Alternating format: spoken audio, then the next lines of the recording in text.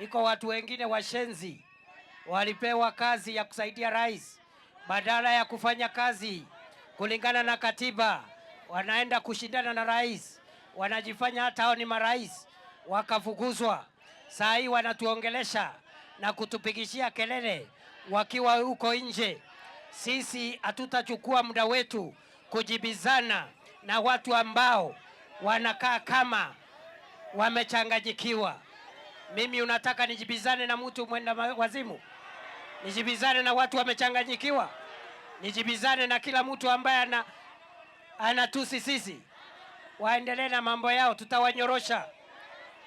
Dawa ya siasa sio kelele. Dawa na kiboko ya siasa sio kuongea sana. Ni kura inapigwa, mmoja anashinda, mwingine anashindwa. Hawa jamaa wataona siku mrefu next year.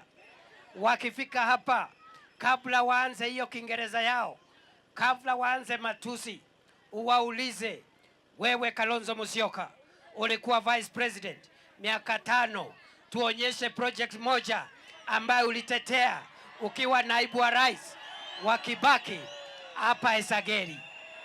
Kuna project walileta hapa? Waliwahi kufika hapa wakiwa kwa mamlaka?